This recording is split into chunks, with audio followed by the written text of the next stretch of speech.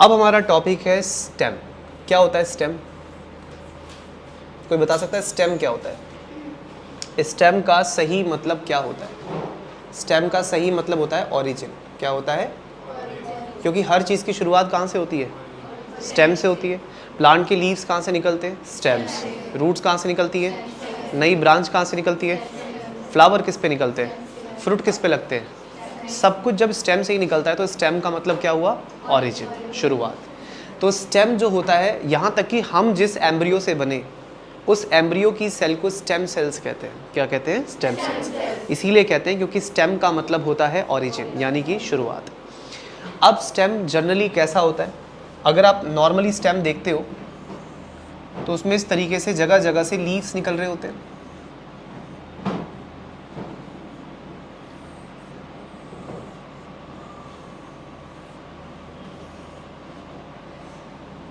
Stem में जिस जगह से लीफ निकल रहे होते हैं उस जगह को कहते हैं नोड। क्या कहते हैं? और दो नोड के बीच में जितना स्पेस होता है उसे क्या बोलते हैं? इंटरनोड।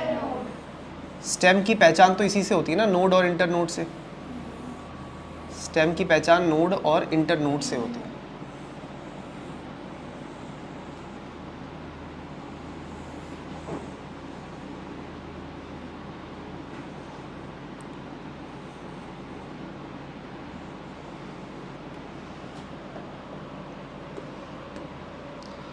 तो ये जो एंगल बनता है ना यहाँ पे स्टेम में, लीफ और स्टेम के बीच में, इस एंगल को एक्साइल कहते हैं। क्या कहते हैं?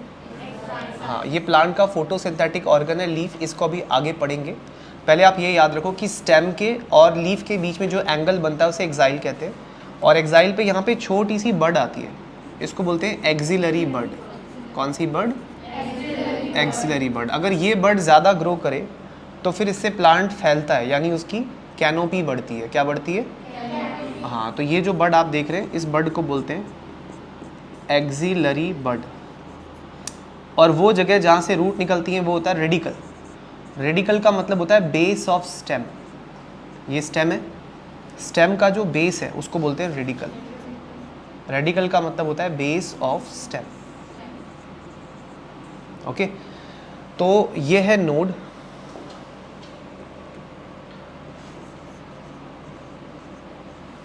और ऊपर ये पॉइंट जो आप देख रहे हैं ये भी नोड है, लेकिन दो नोड के बीच में जो जगह है, जितना स्पेस दो नोड के बीच में, उसे बोलते हैं इंटरनोड। याद रहेगा, दो नोड के बीच में जो जगह होती है उसे क्या कहते हैं? एक स्टेम की पहचान इसी से होती है, नोड और इंटरनोड से। गन्ना यानी शुगर केन जिसका रस हम लोग लेते हैं, वो असल में सारा रस किस में भरा होता है?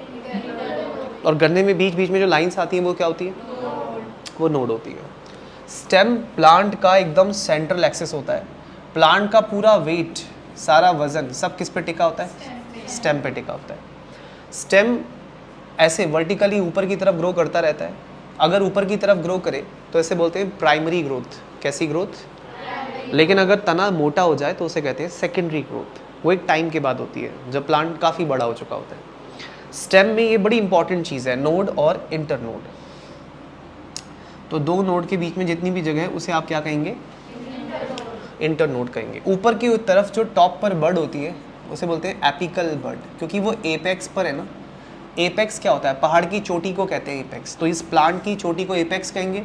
एपेक्स पे जो बड आएगी उसे क्या बोलेंगे? एपिकल बड। और लीफ और स्टेम के बीच में जो बड होगी उसे क्या बोलेंगे? हाँ, लीफ और स्टेम के बीच में होती है एक्सिलरी बड, प्लांट के एकदम टॉप पर होती है एपिकल बड। आ रहा है समझ में? तो ये एक स्टेम है इस तरीके से। अब स्टेम जो होता है जनरली ऐसा होता है, लेकिन इसके मॉडिफिकेशंस भी हैं, वो अब हम देखते हैं क्या क्या मॉडिफिकेशंस हैं स्टेम के। कुछ मेन फंक्शंस मैं यहाँ लिख देता हूँ स्टेम के, जो मेन फंक्शन है स्टेम के। बताओ क्या क्या हो सकते हैं मेन फंक्शंस? सबसे पहला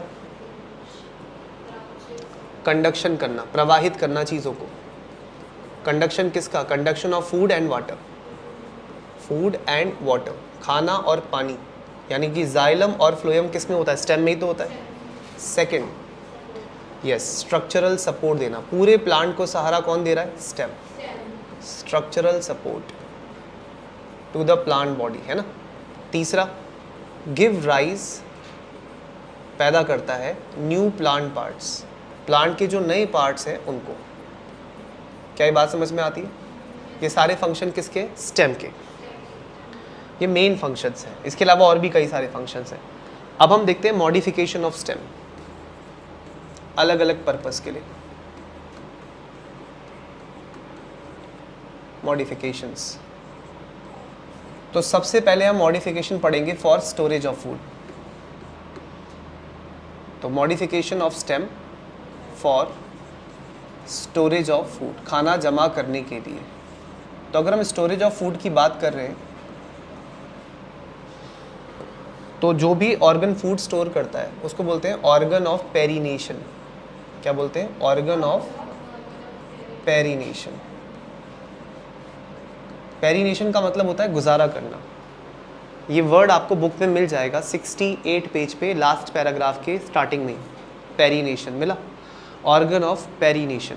जहाँ पे ना जिंजर, राइजोम, जमीकंद, कोलोकेसिया लिखा होगा वहीं पे मिलेगा। मिला? ये वर्ड मिलेगा ऑर्गन ऑफ पेरिनेशन। पेरिनेशन का मतलब होता है मुश्किल वक्त में गुजारा करना। जैसे मई जून का महीना है, बहुत तेज़ गर्मी है, धूप बहुत ज़्यादा है, तो ज़मीन सूख जाती है, ऐसे में पत्ते झड़ जाते हैं पेड़ों के, और कई पौधे तो ख़त्म ही हो जाते हैं, गर्मी झेल नहीं पाते। तो वो ज़िंदा बचने के लिए क्या करते हैं वो पौधे, जब फेवरेबल कंडीशन होती है, जब सब कुछ अच्छा चल रहा होता है, तब वो अपना फूड स्टोर कर लेते हैं स्टेम में, अंडरग्राउंड स्टेम में। अंडरग्राउंड स्टेम जैसे कि अगर मैं आपको कुछ फ़ोटोज़ यहाँ पे दिखा देता हूँ।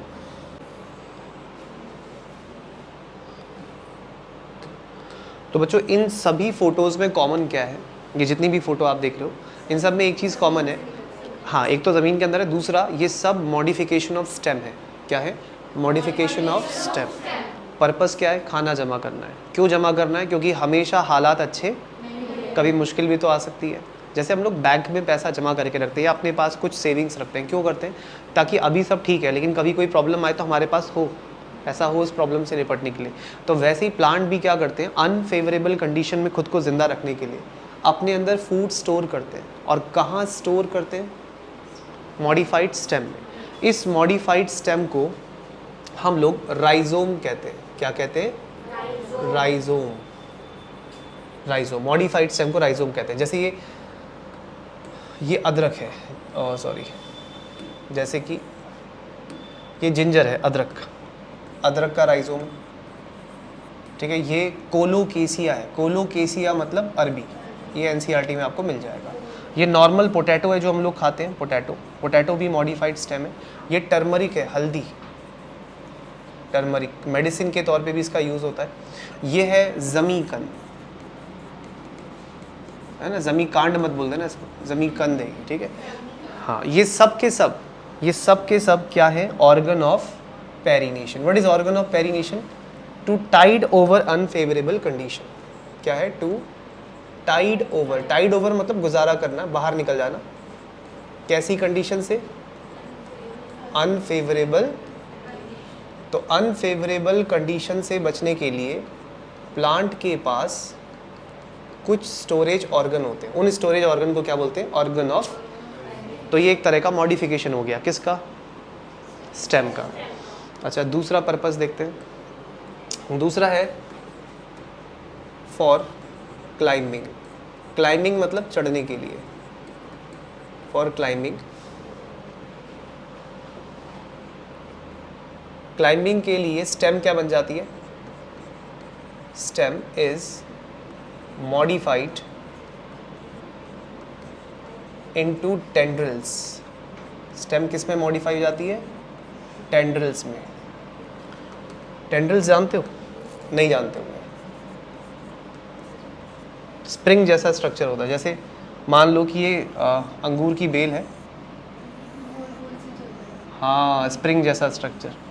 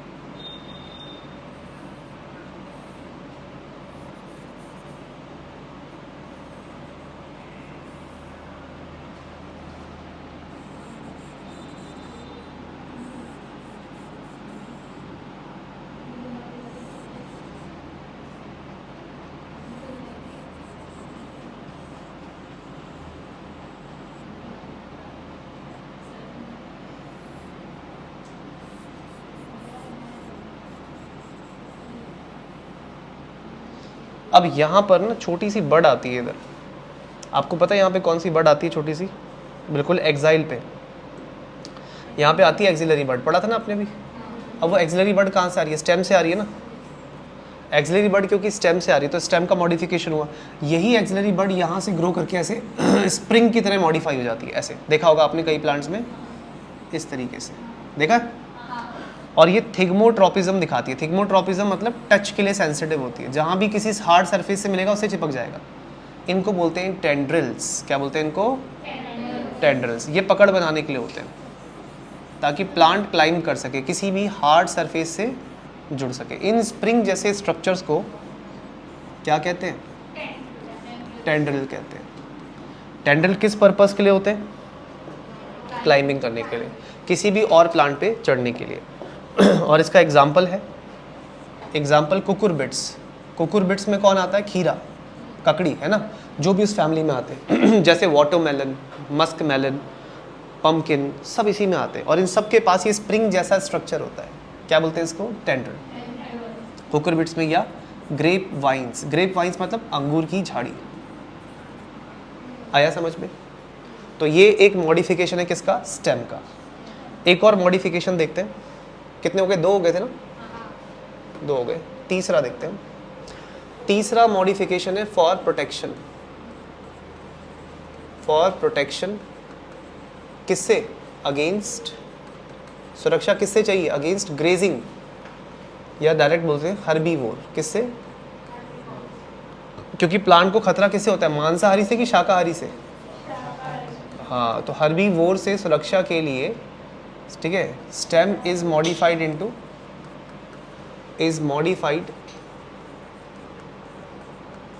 Into thorns. थॉर्न का मतलब क्या होता है? कांटे। स्टेम किस में मॉडिफाई हो जाएगी? कांटे में। आपने कैक्टस देखा है? कैक्टस में एक वैरायटी होती है जिसे नाग फनी कहते हैं, सुना है? नाग के फन जैसा निकला होता है इसमें से, ओपुनशिया। शायद आपने कार्टून वगैरह में देखा हो ये कैक्टस, इस तरह का होता है ना। और ये होता है दिल्ली में, कईयों के पास होगा, घर पे होगा आपके, कभी आपने देखा नहीं होगा ध्यान से। इस तरह का होता है, देखा है?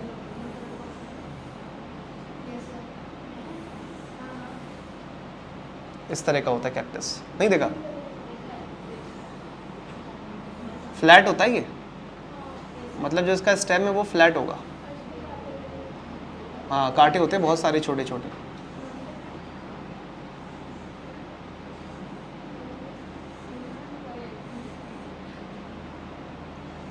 और ऊपर की तरफ तो इसमें फ्रूट भी लगते हैं छोटे छोटे लाल रंग के।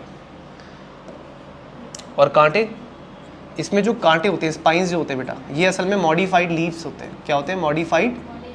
Modified leaf. पर हम तो मॉडिफिकेशन स्टेम का पढ़ रहे हैं। एक्चुअली इसमें जो स्टेम है वो एकदम फ्लैट और ग्रीन है। कैसा स्टेम है? फ्लैट ग्रीन स्टेम, एकदम फ्लैट स्टेम है, जो कि कैसे कलर का है? ग्रीन कलर का। तो क्योंकि फ्लैट ग्रीन स्टेम है, इस तरह का होता है दिखने में। नॉर्मली प्लांट्स का ऐसा स्टेम होता नहीं, लेकिन इसका होता है, क्योंकि एक तो डेजर्ट में, सूखे इलाके में ज़्यादा होता है। वहाँ पे क्या होता है कि खाने के लिए वैसी दिक्कत होती है जानवरों को, तो वो कुछ भी खाना पसंद करते हैं। तो कोई इसको ना खा जाए, इसके लिए, अपनी सुरक्षा के लिए, अपने सेल्फ डिफेंस के लिए, अपने ऊपर लीव्स को मॉडिफाई करके क्या बना लेता है? स्पाइंस। तो ये है कैक्टस, जिसे ओपुनशिया भी कहते हैं, नागफनी नाम है इसका, हिंदी में नागफनी कहते हैं।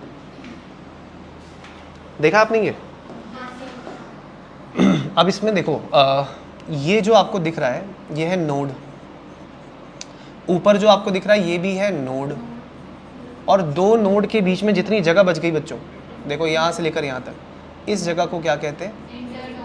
इंटरनोड। 2 नोड के बीच में जितना स्पेस बच गया उसे क्या कहते हैं? इंटरनोड। और इसके लीव्स जो हैं वो मॉडिफाई होके क्या बन गए? स्पाइंस। क्या बन गए? स्पाइंस। स्पाइंस क्या है इसके? मॉडिफाइड लीव्स है, ताकि किससे बच सके?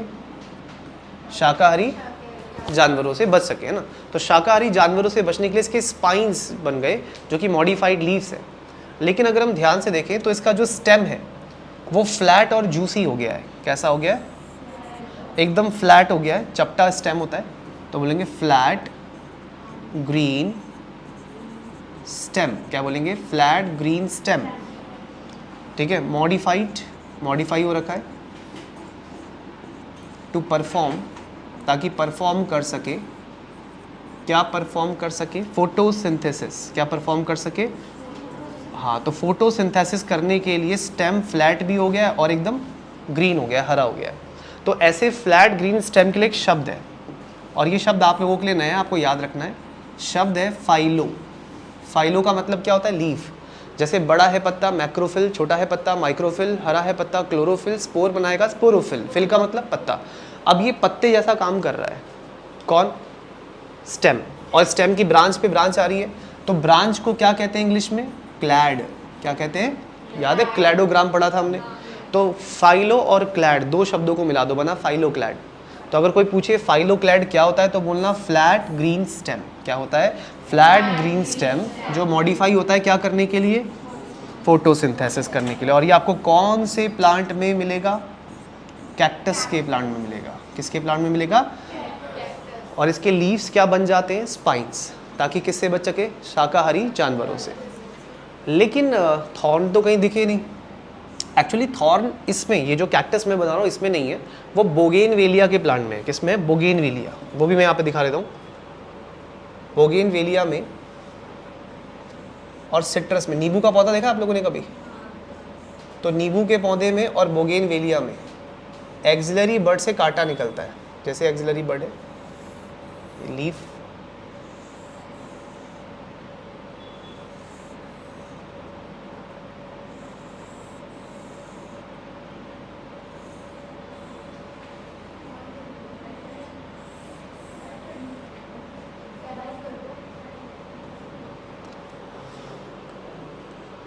अब देखिए जो एक्सिलरी बड है वहां से इस तरीके से पॉइंटेड स्ट्रक्चर निकल रहा है। ये देखिए, ये है थॉर्न। क्या बोलते हैं इसको? और ये कहाँ से निकल रहा है? एक्सिलरी बड से। तो ये मॉडिफिकेशन किसका हुआ? स्टेम का। ये किसका मॉडिफिकेशन हुआ? स्टेम का मॉडिफिकेशन हुआ। ये है थॉर्न। और ये थॉर्न हमें कौन से प्लांट में देखने को मिलता है? प्लांट का नाम है बोगेनवेलिया। बोगेनवेलिया आपने भी देखा होगा, भी फोटो दिखाता हूँ मैं इसका।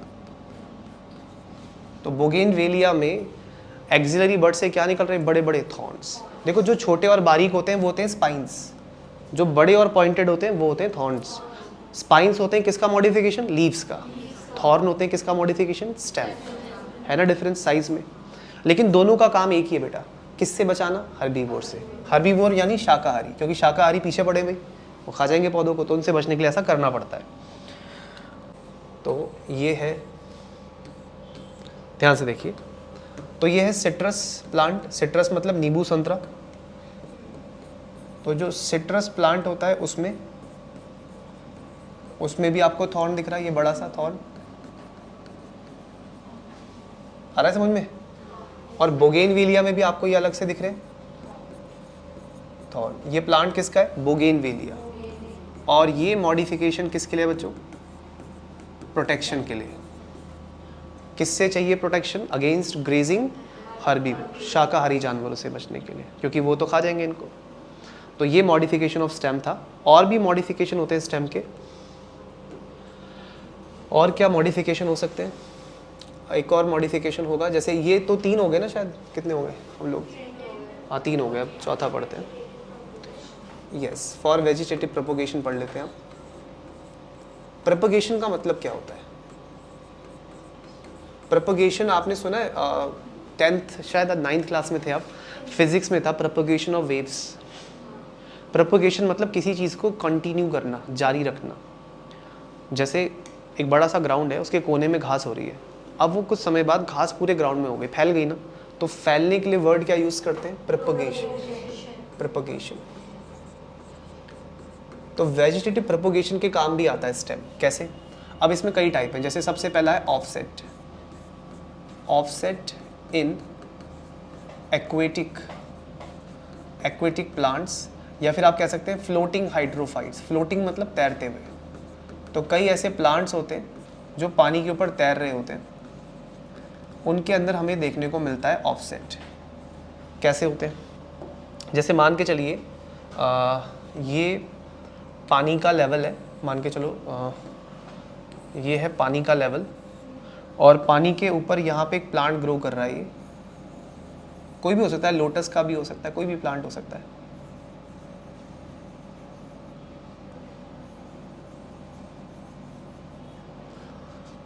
इसकी रूट्स नीचे पानी में डूबी हुई है। अब देखिए इसकी जो स्टेम का एक पार्ट है वो नीचे से कनेक्ट हो रखा है दूसरे प्लांट से ऐसे।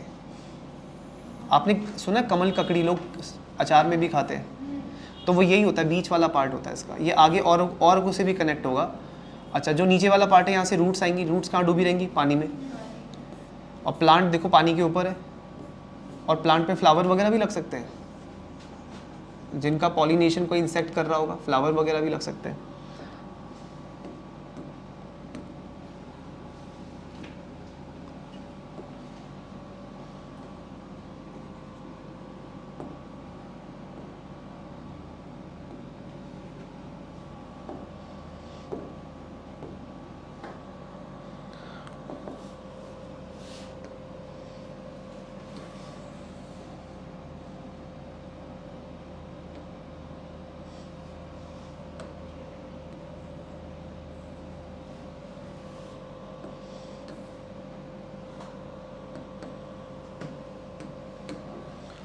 तो ये प्लांट क्योंकि पानी के ऊपर फ्लोट कर रहा है, तो इसे आप क्या कहेंगे? Floating hydrophyte. और इसका वो पार्ट जो पानी के बाहर है, सॉरी हाँ ये तो बाहर वाला पार्ट है, जो बीच वाला पार्ट है ये जो कनेक्ट कर रहा है, इसको कहते हैं ऑफसेट। क्या कहते हैं? इसको आप इस तरीके से समझो कि स्टेम जब सीधी थी, ऐसे इरेक्ट सीधी, तो उसमें स्टेम में क्या था? स्टेम में ऐसे जगह जगह पे नोड आती थी, नोड नोड नोड, और बीच में क्या होती थी? इंटरनोड। वही स्टेम मान लो पानी पे ऐसे गिर गई, छपाक। अब जहाँ जहाँ पे नोड है, मतलब ये जो स्टेम अभी सीधी दिख रही है, इसको लिटा दो इसको ऐसे पानी के ऊपर, गिर गई ये पानी के ऊपर। अब इसमें जहाँ जहाँ पे नोड है वहाँ पे नीचे क्या आ गई? रूट्स। और ऊपर क्या आ गए? प्लांट। समझ में आया? तो ये स्टेम का क्या है? एक मॉडिफिकेशन। लेकिन ये आपको सिर्फ किस में मिलेगा? Floating hydrophytes. और इसमें एग्जाम्पल आता है पिस्टिया का पौधा, एक और आता है इकॉर्निया। इकॉर्निया, लोटस में भी ऐसे ही होता है। तो जिस पार्ट से ये प्रोपोगेट होते हैं वो बीच वाला पार्ट क्या कहलाता है? ऑफसेट। आया समझ में? कॉमन है बच्चों, ये तीनों प्लांट है फ्लोटिंग हाइड्रोफाइट्स। क्या है? फ्लोटिंग। हाँ जरा नाम बताना, ये कौन सा है? ये कौन सा है? इकॉर्निया। और ये कौन सा है? पिस्टिया। इन तीनों के पास वेजिटेटिव प्रोपोगेशन के लिए क्या होता है? ऑफसेट। क्या होता है? ट्यूब जैसा स्ट्रक्चर जो पानी के नीचे होता है। आया समझ में? और भी हो सकता है मॉडिफिकेशन स्टेम का, जैसे कि रनर के तौर पे हो सकता है। रनर किस में होता है? ग्रास में होता है। ये घास का नाम है सियानोडॉन डेक्टाइलॉन। ये किसका नाम है? ये दूब की घास बोलते हैं ना हम लोग, दूब ग्रास। दूब ग्रास नहीं सुना? पूजा पाठ में भी काम आती है। वही दूब की घास है, दूब ग्रास, सियानोडॉन डेक्टाइलॉन। इस दूब की घास का ज़मीन पे फैलती जब है ना घास, कौन सी? दूब ग्रास। तो दूब ग्रास ज़मीन के ऊपर कैसे बढ़ती है? जैसे ये ज़मीन है और यहाँ पर ये पौधा है, यहाँ से पत्ते वत्ते निकलेंगे। अब इसकी एक ब्रांच ऐसे करके ज़मीन के साथ ही ग्रो करेगी, और जहाँ पे जाके ज़मीन को छुएगी वहाँ पे नया प्लांट आ जाएगा। जहाँ पे जाके ज़मीन को छुएगी वहाँ पे नया प्लांट आ जाएगा। तो ऐसा लगेगा प्लांट तेज़ी से दौड़ रहा है, इसीलिए इसको रनर बोला। हाँ, पूरे ग्राउंड में फैल जाएगा। और बीच वाला ये जो पार्ट होता है इसी को हम लोग क्या कहते हैं? रनर कहते हैं। जैसे वहाँ ऑफसेट बोला था, यहाँ क्या बोला? रनर। और नीचे यहाँ पे क्या आएंगी? रूट्स आएंगी। आ रहा है समझ में? तो देखो, अगर पानी के लेवल पे फैले स्टेम तो ऑफसेट, ज़मीन के लेवल पे फैले तो रनर। आ रहा है समझ में? लोकेशन का फ़र्क है, ज़मीन पे है तो रनर, पानी में है तो ऑफसेट। अच्छा, एक और होता है, इसको बोलते हैं हम लोग सकर। सकर क्या होता है? मेन स्टेम का ही अंडरग्राउंड ब्रांच, लेटरल ब्रांच, यानी underground lateral branch of main stem। Main stem की ही अंडरग्राउंड लेटरल ब्रांच को क्या कहते हैं? सकर कहते हैं। कैसे कहते हैं देखो, आपने सुना केले का पेड़ कभी नहीं होता अकेला, केला इज नेवर अकेला। केले के पेड़ हमेशा ग्रुप में होते हैं, कभी आपको केले का पेड़ अकेला नहीं दिखेगा, 3-4 पेड़ एक साथ ही दिखेंगे। ऐसा क्यों होता है? केले का पेड़ कभी अकेला क्यों नहीं होता? एक्चुअली केले का जो पेड़ आप देखते हो ना, वो केले का पेड़ है ही नहीं, वो शूट होती है। क्या मतलब? आज तक केले का पेड़ किसी ने नहीं देखा? नहीं देखा, झूठ देखा है। केले का पेड़ वो है ही नहीं जो तुमने देखा है। केले का पेड़ क्या होता है? जिसमें स्टेम हो और उसमें नोड और इंटर नोड हो। लेकिन केले का जो पेड़ का तना जैसे तुम देखते हो, उसमें कहीं नोड है? उल्टा उसको छीलोगे छिलता जाता है वो तो, यानी वो बस एक शूट है। असली पेड़ तो ज़मीन के नीचे होता है। समझ में आया? तो केले का जो आप पेड़ देखते हो ना, पेड़ समझते हो, वो पेड़ नहीं है। पेड़ असल में ज़मीन के नीचे होता है। ये तो बस उसकी एक शूट है जो बाहर निकली हुई है। तो अंडरग्राउंड पार्ट जो मेन स्टेम का है उसको बोलते हैं राइजोम। ये जो आपको अंडरग्राउंड पार्ट दिख रहा है इसको क्या बोलते हैं? और ये आपने फर्न के केस में भी पढ़ा था, याद करो। अब केले जो होते हैं यहाँ पे शूट पर ऐसे लगते हैं, और ऐसा कहते हैं कि एक बार केला लगता है उसके बाद नहीं लगता। जैसे एक बार एक शूट पे केले लग गए, उसके बाद दोबारा नहीं लगेंगे, फिर ये शूट पूरी काटनी पड़ती है, नए पे लगते हैं। ऐसे ही होता है ना? तो इसी में से, यानी जो नीचे अंडरग्राउंड मेन स्टेम दिख रहा है बेटा, इसी में से ना एक ब्रांच निकलेगी साइड से। साइड को इंग्लिश में लेटरल बोलते हैं। साइड को क्या बोलते हैं? लेटरल। तो लेटरल ब्रांच निकल रही है, और ये लेटरल ब्रांच जब जमीन से बाहर आएगी तो ऐसा लगेगा यार एक अलग प्लांट है, ये तो अलग प्लांट है ना, देखकर ऐसा लगेगा ये नया प्लांट है, लेकिन एक्चुअली ये उसी पेरेंट प्लांट से निकला हुआ है। भाई जो आदमी जमीन पे होगा उसे ये थोड़ी दिखेगा कनेक्शन नीचे वाला, उसे तो ऊपर से ही दिखेगा जो दिख रहा है। तो underground lateral branch from the main stem, तो मेन स्टेम से ही निकली हुई लेटरल ब्रांच को क्या बोलते हैं? सकर बोलते हैं। क्या बोलते हैं? तो ये जो आपको दिख रहा है,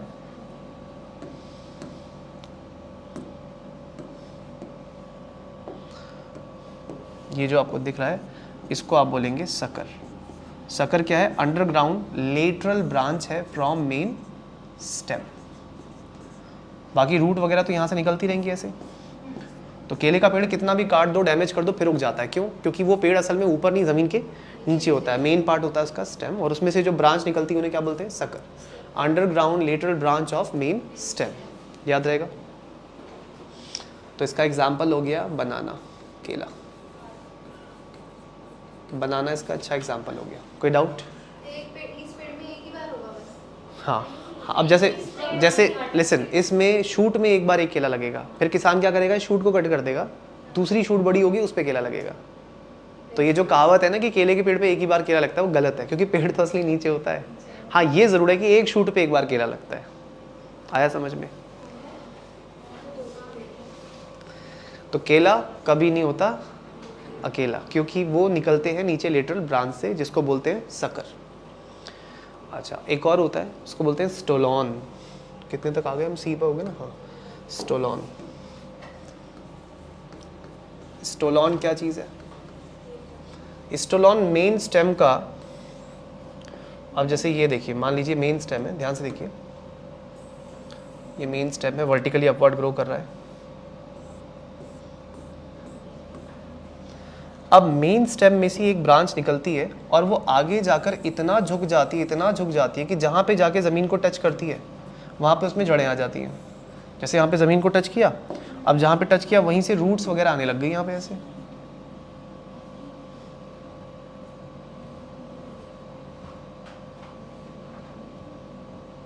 ये क्या हो गया?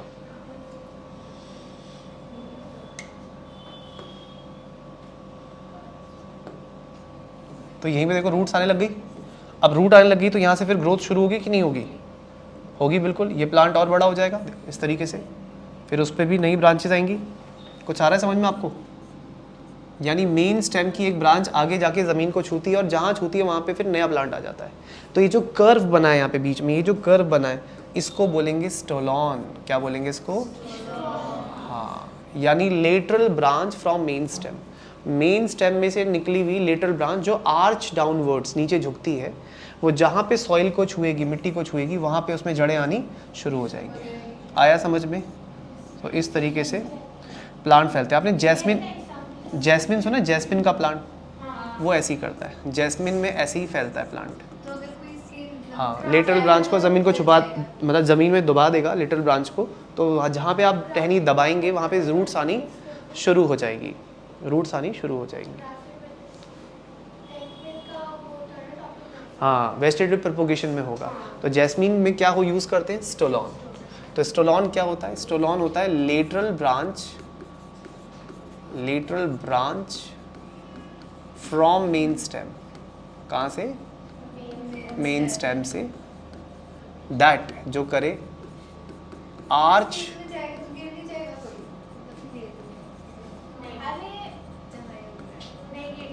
अच्छा ये सोच रही है पैदल दौड़ेंगे पैर फंसेगा इसमें, गिरेंगे मुंह के बल। इसकी झाड़ियाँ इतनी घनी होती है कि बीच में से जा नहीं सकते आप, ठीक है? तो सोचो मत ऐसा कुछ। तो स्टोलॉन समझ में आया आपको? ये मॉडिफिकेशन किसका है? स्टेम का। ये एक बकरी की तरह सोच रही है कि अगर मैं उसके बीच में चढ़ते हुए आगे बढ़ी तो क्या मैं फंसूंगी? ठीक है, तो ये सारे मॉडिफिकेशन किसके देखे आपने? स्टेम के। ये सब थे वेजिटेटिव प्रोपोगेशन के लिए। और भी मॉडिफिकेशंस होते हैं स्टेम के, बुक में देखो और कोई मॉडिफिकेशन दे रखा है। टेंड्रिल हो गया, ये सब हो गया, स्टोलॉन हो गया, फाइलो क्लैड बता दिया आपको, ठीक है। अच्छा एक और होता है क्लैडोड, ये भी शब्द नया है आप लोगों के लिए। क्लैडोड शायद नहीं सुना होगा पहले। ये होती है जूसी या फ्लैशी भी बोल सकते हो, जूसी या फ्लैशी, रस से भरी हुई ब्रांचेस ऑफ स्टेम। तो स्टेम की ही ब्रांचेस जो रस से भरी हुई होती है उन्हें क्या बोलते हैं? क्लैडोड। और ये पाई जाती है इन प्लांट्स ऑफ ज़ेरिक, ज़ेरिक समझते हो? सूखा इलाका, ज़ेरिक हैबिटेट, सूखा इलाका जहाँ पानी की दिक्कत है, पानी की कमी है, जहाँ पानी नहीं होता, डेजर्ट वाले एरिया में।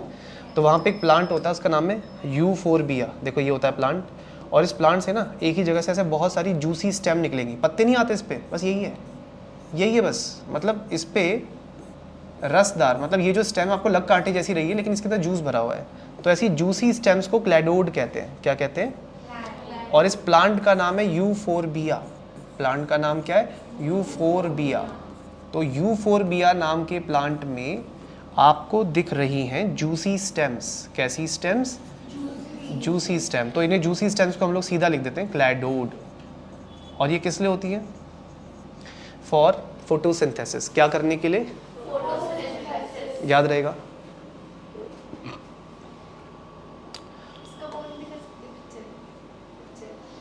किसकी? यूफोरबिया की। हाँ देख सकते हैं, पर मेन चीज़ें तो मैंने सारी दिखा दी ना। देखो कुछ रहता है पेंडिंग है, थॉर्न हो गए, सब कुछ हो गया यहाँ तक पैराग्राफ पूरा। अब आती है बारी किसकी? प्लांट की फूड फैक्ट्री की। और प्लांट की फूड फैक्ट्री क्या है? लीफ। लीफ को बोलते हैं ना food factory of the plant. सारा फोटोसिंथेसिस कहाँ होता है? लीफ में ही होता है। ये स्टेम है, स्टेम में ये छोटी सी बड, एक्सिलरी बड,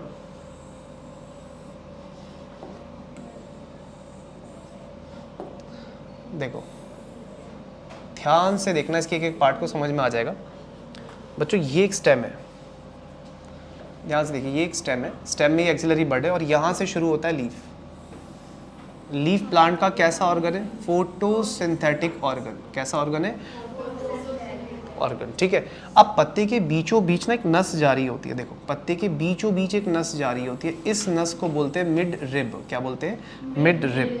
और इसमें से जो ब्रांच निकलती है इनको बोलते हैं वेन्स। क्या बोलते हैं? वेन्स। जैसे हमारी नसें होती हैं ऐसी इनकी भी नसें होती हैं, बट इनकी नसों में क्या होता है? जाइलम और फ्लोएम। ये देखो इस तरीके से, ये क्या होगी? लीफ की वेन्स। आ रहा है समझ में? अच्छा, जो वेन से भी ज़्यादा बारीक होती है ना, जैसे कोई बहुत बारीक है तो उसे आप बोलेंगे वेनलेट्स। क्या बोलेंगे?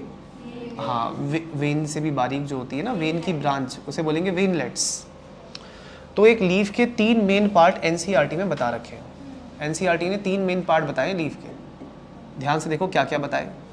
एनसीईआरटी ने कहा है कि लीफ 3 हिस्सों में बटा होता है। सबसे पहला उसका होता है फ्लैट ग्रीन हिस्सा। इस फ्लैट ग्रीन हिस्से को लैमिना कहते हैं। क्या कहते हैं? या लीफ ब्लेड, एकदम फ्लैट हिस्सा जो आपको दिख रहा है, ये क्या है? लैमिना। दूसरी चीज एनसीईआरटी ने बोली है पिटियोल। क्या बोली है? पिटियोल। पिटियोल क्या होती है? एक डंडी होती है जो फ्लेक्सिबल होती है। कैसी होती है? ताकि अगर हवा चले और पत्ता हिले तो ये हिल सकती है। कौन हिल सकती है? पिटियोल। और नीचे की तरफ ये जो होता है बिल्कुल, इसको बोलते हैं लीफ बेस। क्या बोलते हैं? हाँ, तो बेटा 3 पार्ट होते हैं लीफ के, दोबारा से बोलो क्या? Lamina, petiole, leaf base. अगर आप कुछ और बुक्स में पढ़ोगे मेडिकल एंट्रेंस एग्जाम की, तो आप पढ़ोगे कि लैमिना को एपीपोडियम कहते हैं। एपी मतलब सबसे ऊपर वाला, और पोडियम यानी लीफ। पेटियोल को बीच वाला कहते हैं, यानी मीजोपोडियम, मीजोपोडियम। और लीफ बेस यानी जहाँ से स्टेम से जुड़ रहा है उसे सबसे नीचे वाला मानते हैं, तो उसको बोलते हैं हाइपोपोडियम।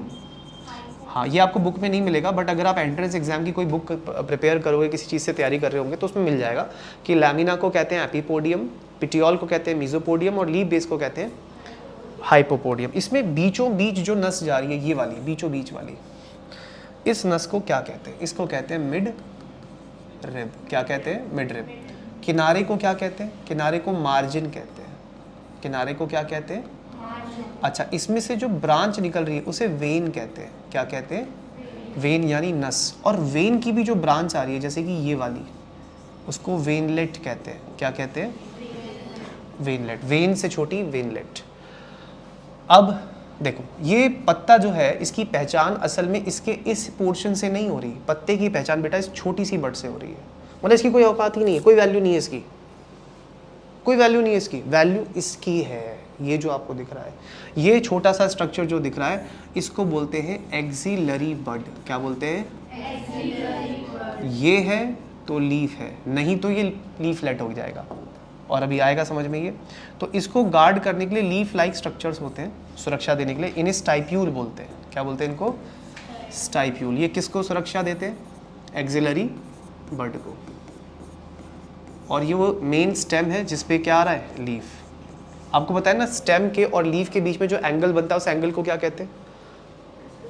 एक्साइल कहते हैं। यहाँ पे जो एंगल बनेगा ना, ये जो एंगल बनेगा बिटवीन लीफ एंड स्टेम, उस एंगल को क्या कहते हैं? और एक्साइल में आने वाली बड एक्सिलरी बड। याद रहेगा, एक्सिलरी बड होती है। और एक्सिलरी बड को सुरक्षा कौन देते हैं? स्टाइप्यूल। लीफ के 3 मेन पार्ट कौन कौन से? बुक से मैच करो जरा एनसीईआरटी से एक बार। सबसे पहला लैमिना, दूसरा पेटियोल, और तीसरा लीफ बेस। बच्चों लैमिना को देखो एनसीईआरटी में लीफ ब्लेड भी बोला होगा शायद। क्या बोला है? Leaf blade. अच्छा, मैंने आपके सामने ये जो डायग्राम बनाया है, ये सिंपल लीफ है। कैसा लीफ है? तो फिर कंपाउंड लीफ में अलग क्या होता है? कंपाउंड लीफ में ये जो मार्जिन होता है ना, मार्जिन, ये मिडरिब को टच कर देता है। देखो, जब तक मार्जिन मिडरिब को टच ना करे तब तक सिंपल लीफ है, लेकिन जब मार्जिन ने मिडरिब को टच कर दिया तो फिर वो सिंपल लीफ नहीं है, फिर वो क्या हो जाता है? Compound leaf. क्या अभी मार्जिन ने मिडरिब को टच किया है? नहीं किया है। इसकी वजह से क्या होता है? लैमिना पूरा होता है। तो सिंपल लीफ की डेफिनेशन क्या होती है? लैमिना पूरा है। Lamina is entire. एंटायर मतलब पूरा। लैमिना कटा फटा बीच में से नहीं है। तो अगर लैमिना पूरा है तो ऐसे लीफ को आप क्या कहोगे? Simple leaf. लेकिन अगर लैमिना के हिस्से बढ़ गए, हिस्से कैसे बढ़ सकते हैं? देखो कैसे बढ़ सकते हैं। ये स्टेम है, ये एक्सिलरी बड है, और ये बीच में क्या जा रही थी बच्चों? मिडरिब बोलते हैं ना इसको। मान लीजिए यहां पर क्या हो रहा है, जो मार्जिन है वो मिडरिब के नजदीक आ रहा है। ध्यान से देखिए, ये डिजाइन आपने कुछ पत्तों में देखा होगा। देखा ऐसा डिजाइन? ऐसा डिजाइन देखा है? तो बताइए, इसे सिंपल लीफ बोलेंगे, कंपाउंड लीफ बोलेंगे? इसे सिंपल लीफ ही बोलेंगे, क्योंकि मार्जिन मिडरिब के नजदीक तो आया लेकिन उसे टच थोड़ी किया है। आया समझ में? मार्जिन ने मिडरिब के नजदीक आने की कोशिश की है, बट क्या उसे टच किया? नहीं। इसका मतलब ये लीफ भी कैसा लीफ है? ये भी सिंपल लीफ है। तो फिर इसका क्या, ये जो डिजाइन बन गए अंदर को, इन डिजाइन्स को इंसिजन कहते हैं। क्या कहते हैं? इंसिजन का मतलब होता है कट। तो अंदर की तरफ चीरे लग गए ना, कट लग गए। लेकिन आप देखो, क्या इस मार्जिन ने मिडरिब को टच किया? नहीं किया ना। तो जब तक मार्जिन ने मिडरिब को टच नहीं किया तब तक वो लीफ क्या कहलाएगा? Simple leaf. याद रहेगा, कैसा लीफ? Simple leaf. और इस लीफ के होने का, इसके अस्तित्व की गारंटी कौन दे रहा है हमको? ये छोटी सी बर्ड। ये बता रही है कि ये लीफ ही है। कौन सी बर्ड है ये? एक्सिलरी बर्ड का होना ये सबूत देता है कि ये एक सिंपल लीफ है। और इसमें बड़ी बात क्या है कि मार्जिन ने मिडरिब को टच नहीं किया है, हालांकि नज़दीक आया है लेकिन टच नहीं किया। अगर टच कर देता तो क्या होता, ज़रा देखते हैं, टच करवा के देखते हैं।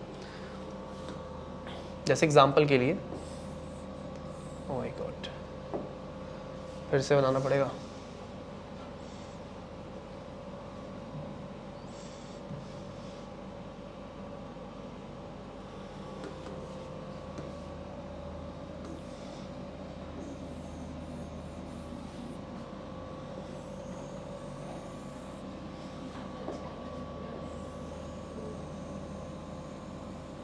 तुम लोग अपनी कॉपी का काम पूरा कर लेना भाई, उसको पेंडिंग मत छोड़ना।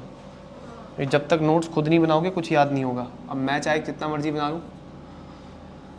देखो यहाँ पे देखो ध्यान से, ये मार्जिन है, मार्जिन ने मिडरिब को टच किया मार्जिन ने मिडरिब को टच किया कि नहीं किया बताओ? मार्जिन ने मिडरिब को टच किया, और क्योंकि मिडरिब को टच किया तो लैमिना बट गया, छोटे छोटे हिस्सों में बढ़ गया। देखो प्लॉट कट गए उसके, आ रहा है समझ में? किसके हिस्से बढ़ गए?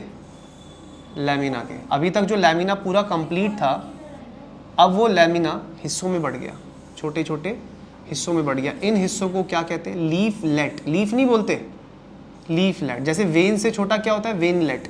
ऐसी लीफ से छोटा लीफलेट। तो ये आपको लीफ जैसे लग जरूर रहे हैं, बट ये लीफ है नहीं। क्या है फिर? ये छोटे छोटे लीफलेट। और ये ऐसे क्यों बने? क्योंकि मार्जिन ने टच कर दिया। किसको? क्योंकि मार्जिन ने मिडरिब को टच किया, इसीलिए जो लैमिना था लीफ का वो छोटे छोटे हिस्सों में बट गया। और इन छोटे छोटे हिस्सों को हम लोग क्या कहते हैं? लीफलेट। आ रहा है समझ में? अच्छा, यहाँ पर ये जो छोटी सी आपको ग्रीन कलर की बर्ड दिख रही है, कौन सी बर्ड है? और एक्सिलरी बर्ड के आजू बाजू क्या होता है इसे प्रोटेक्ट करने के लिए? स्टाइप्यूल। क्या होते हैं? हाँ, तो ये जो आप देख रहे हैं ना, ये लीफ नहीं है बच्चों, ये क्या है? लीफलेट। तो जब इस तरीके से लैमिना छोटे छोटे लीफलेट में बढ़ जाएगा तो फिर इस लीफ को आप क्या कहेंगे? Compound leaf. क्या कहेंगे? Compound leaf. और जब तक नहीं बढ़ा था तब तक क्या बोलते थे? Simple leaf. और इसके बीचों बीच, हाँ, इसके बीचों बीच जो मिडरिब है, अब वो एक्सपोज हो गई ना मिडरिब, अब ढकी हुई थोड़ी है, अब तो सबके सामने आ गई।